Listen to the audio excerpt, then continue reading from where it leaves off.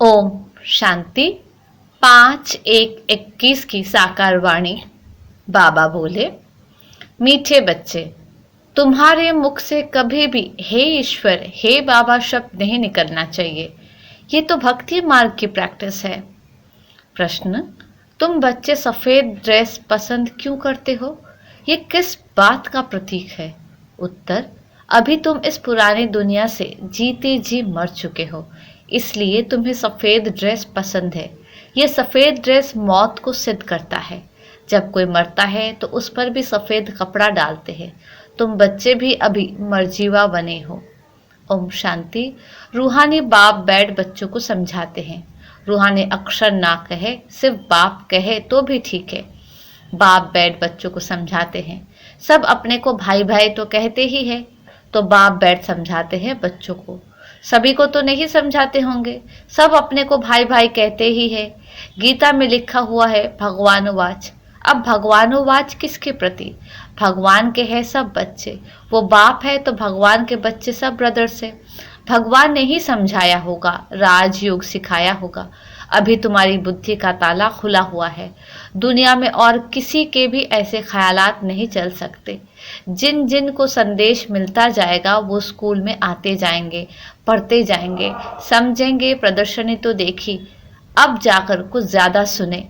पहली पहली मुख्य बात है ज्ञान का सागर पतित पावन गीता ज्ञानदाता शिव भगवान वाच। पहले पहले उनको ये पता पड़े कि इन्हों को सिखलाने वाला अथवा समझाने वाला कौन है। वो सुप्रीम सोल ज्ञान का सागर निराकार है।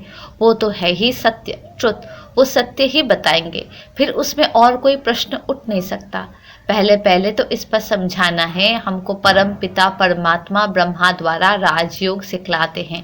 ये राजाई पद है, जिसको निश्चय हो जाएगा कि जो सबका बाप है वो पारलौकिक बाप बैठ समझाते हैं, वही सबसे बड़ी अथॉरिटी है। तो फिर दूसरे कोई प्रश्न उठ ही नहीं सकता। वही सबसे बड़ी अथॉरिटी है तो फिर दूसरा कोई प्रश्न उठ ही नहीं सकता। वो है पतित पावन। तो जब वो यहाँ आते हैं तो जरूर अपने टाइम पर आते होंगे। तुम देखते भी हो, ये वही महाभारत लड़ाई है। विनाश के बाद फिर वाइसलेस दुनिया होनी है। ये है विशेष दुनिया। ये मनुष्य नहीं जानते कि भारत ही वाइसलेस था। कुछ भी बुद्धि चलती नहीं।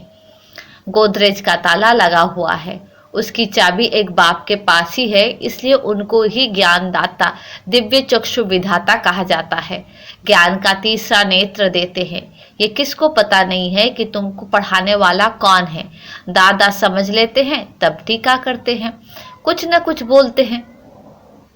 इसलिए पहली पहली बात ही ये समझाओ। इसमें लिखा हुआ भी है शिव भगवान वाच।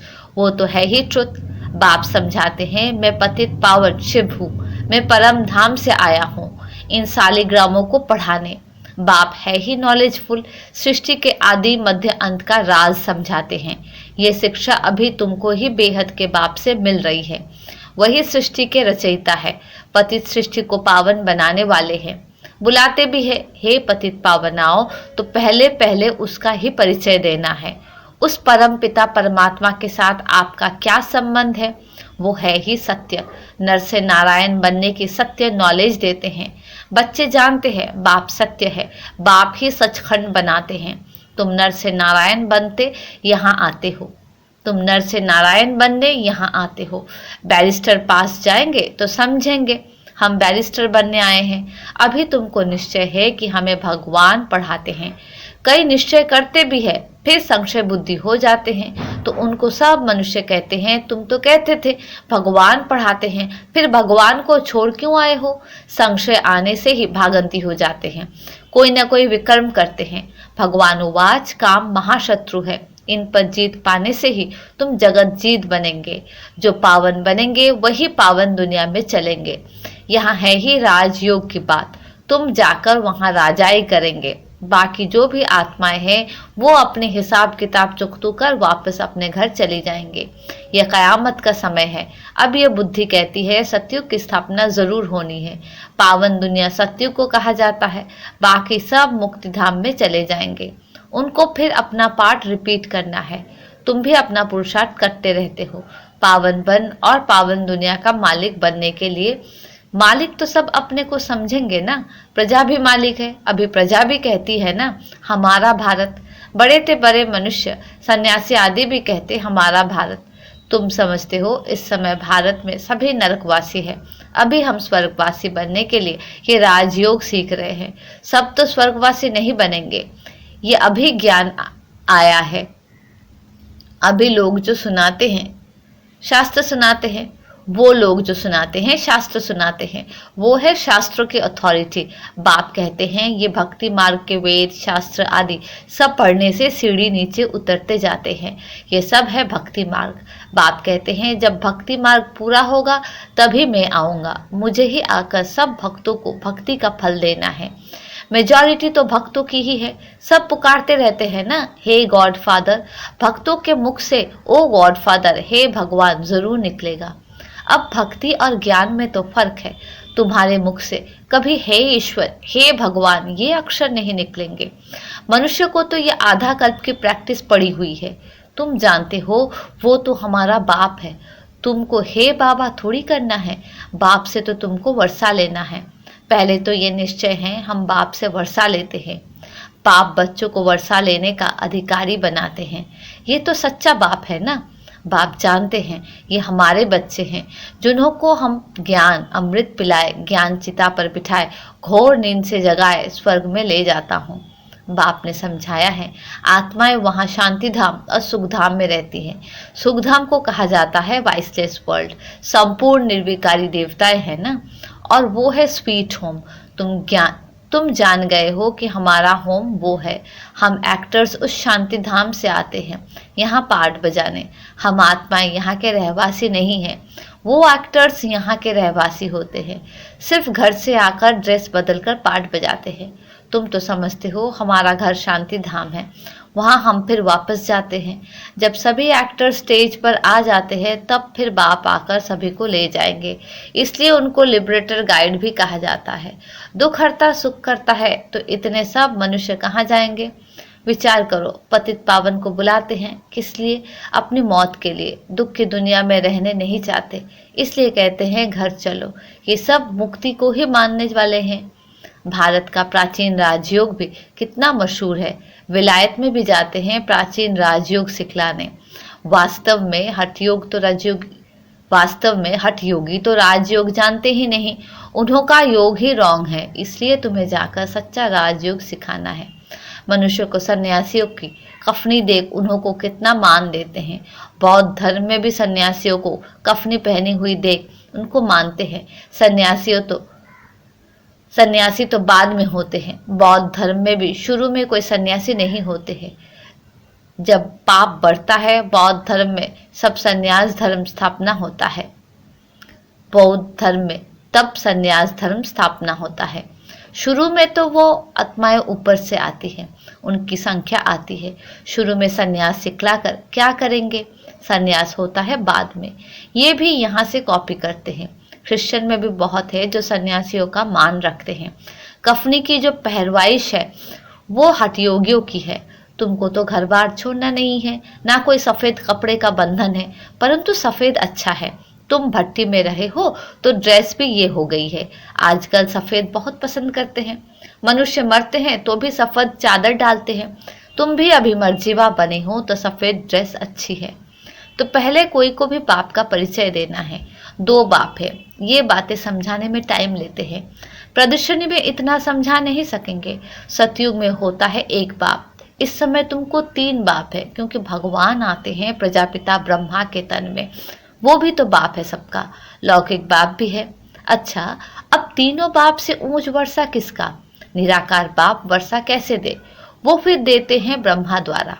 इस चित्र पर तुम बहुत अच्छी रीति समझा सकते हो। शिव बाबा निराकार है और ये है प्रजापिता ब्रह्मा आदि देव ग्रेट ग्रेट ग्रैंडफादर। बाप कहते हैं मुझ शिव को तुम ग्रेट ग्रेट ग्रैंडफादर नहीं कहेंगे, मैं सभी का बाप हूँ। ये है प्रजापिता ब्रह्मा, तुम हो गए सब भाई बहन। भल स्त्री पुरुष है परंतु बुद्धि से जानते हैं हम भाई बहन हैं। बाप से वर्षा लेते हैं। भाई बहन आपस में क्रिमिनल असल्ट कर न सके।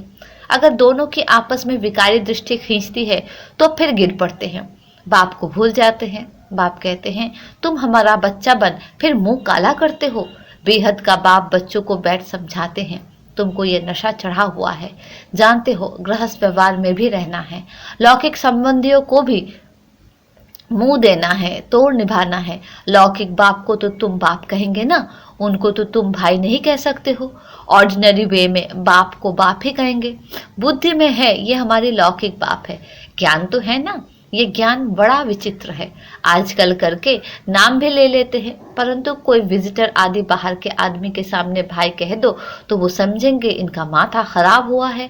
इसमें बड़ी युक्ति चाहिए। तुम्हारा गुप्त ज्ञान है, गुप्त संबंध है, इसमें बड़ा युक्ति से चलना है, लेकिन एक दो को रिगार्ड देना अच्छा है।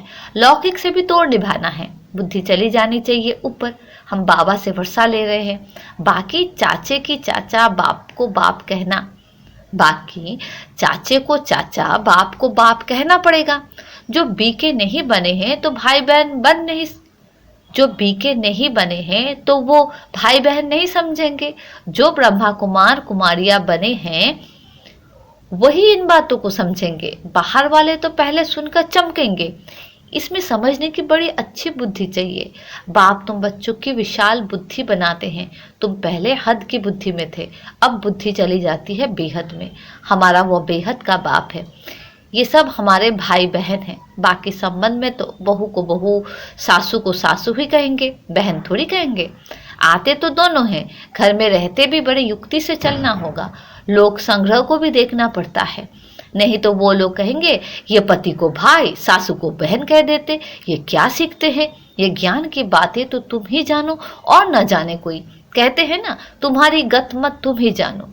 अब तुम उसके बच्चे बने हो तो तुम्हारी गतिमति तुम ही जानो। बड़ा संभल कर चलना पड़ता है, कहाँ कोई मुझे नहीं। तो प्रदर्शनी में भी तुम बच्चों को पहले पहले ये समझाना है कि हमको पढ़ाने वाला भगवान है। अब बताओ वो कौन है, निराकार शिव या श्री कृष्ण। शिव जयंती के बाद फिर आती है कृष्ण जयंती, क्योंकि बाप राजयोग सिखलाते हैं। बच्चों की बुद्धि में आया ना, जब तक शिव परमात्मा ना आए शिव जयंती मना ना सके। जब तक शिव आकर कृष्णपुरी स्थापन ना करे तो कृष्ण जयंती भी कैसे मनाई जाए। कृष्ण का जन्म भी मनाते हैं, परंतु समझते थोड़ी है। कृष्ण प्रिंस था तो जरूर सतयुग में प्रिंस होगा ना, देवी देवताओं की राजधानी होगी। सिर्फ एक कृष्ण को तो बादशाही नहीं मिली होगी, जरूर कृष्णपुरी होगी ना। कहते भी है कृष्णपुरी और ये है कंसपुरी। कंसपुरी खत्म हुई फिर कृष्णपुरी स्थापन हुई ना। होती भारत में ही है, नई दुनिया में थोड़ी ये कंस आदि हो सकते हैं। कंसपुरी कहा जाता है कलयुग को। यहाँ तो देखो कितने मनुष्य है, सतयुग में थोड़े होते हैं। देवताओं ने कोई लड़ाई नहीं की, कृष्णपुरी कहो अथवा विष्णुपुरी कहो, दैवी संप्रदाय कहो, आसुरी संप्रदाय यहाँ है। बाकी ना देवताओं और असुरों की लड़ाई हुई, ना कौरवों पांडवों की हुई है। तुम रावण पर जीत पाते हो। बाप कहते हैं इन 5 विकारों पर जीत पहनो तो तुम जगत जीत बन जाएंगे। इसमें कोई लड़ना नहीं है, लड़ने का नाम ले तो हिंसा हो जाए। रावण पर जीत पानी है, परंतु नॉन वायलेंस से, सिर्फ बाप को याद करने से हमारे विकर्म विनाश होते हैं। लड़ाई आदि की कोई बात नहीं। बाप कहते हैं तुम तमो प्रधान बन गए हो, अब फिर तुमको सतो प्रधान बनना है। भारत का प्राचीन राजयोग मशहूर है। बाप कहते हैं मेरे साथ बुद्धि का योग लगाओ तो तुम्हारे पाप भस्म होंगे। बाप पतित पावन है तो उनसे बुद्धि योग लगाना है, तब तुम पतित से पावन बन जाएंगे। अब प्रैक्टिकल में तुम उनके साथ योग लगा रहे हो, इसमें लड़ाई की कोई बात नहीं है।